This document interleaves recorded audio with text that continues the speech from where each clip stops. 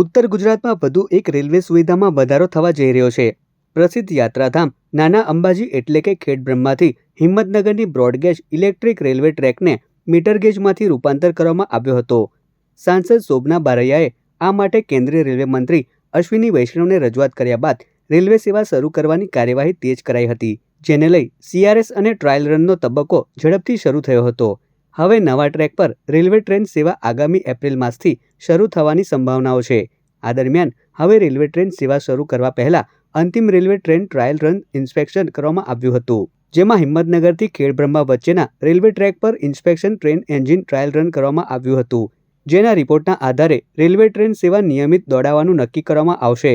આમ નાના અંબાજી એટલે કે ખેડબ્રહ્મા જતા હજારો ભક્તોને મોટી રાહત સાથે રેલવે સુવિધાનો લાભ મળશે. સમગ્ર દેશમાં જ્યારે આદરણીય વડાપ્રધાન શ્રી નરેન્દ્રભાઈ મોદીજીના નેતૃત્વમાં રેલવેની સુવિધાઓ મળી રહી છે, ત્યારે મેં પણ માન્ય મંત્રી શ્રી રેલમંત્રીજી અશ્વિની વૈષ્ણવજીને મળીને સાબરકાંઠા અને અરવલ્લી માટેની પણ કેટલીક જરૂરી રજૂઆતો કરી હતી, જેમાં ખેડબ્રહ્માથી હિંમતનગરથી જે ખેડબ્રહ્મા રેલવે લાઇન છે એનું કામ પૂરું થયું છે, તો ઝડપથી રેલવે શરૂ થાય એના માટેની માગણી કરી હતી.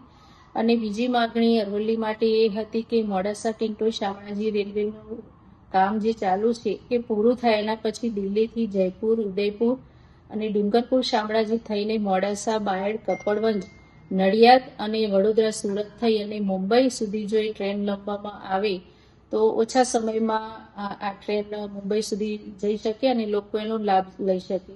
બીજું કે એક ટ્રેન અમદાવાદથી ખેડબ્રહ્મા લોકલ ટ્રેન જો શરૂ કરવામાં આવે તો લોકો ખેડબ્રહ્મા માતાજીના દર્શન કરવા પણ જઈ શકે. અને એક ટ્રેન મુંબઈથી જે અમદાવાદ છે એને હિંમતનગર થઈ અને ખેડબ્રહ્મા સુધી લંબાવવામાં આવે તો મુંબઈથી ખેડબ્રહ્મા પણ લોકો દર્શનાર્થે જઈ શકે. એનાથી વેપારીઓને અને તમામ નાગરિકોને એનો ખૂબ લાભ મળે.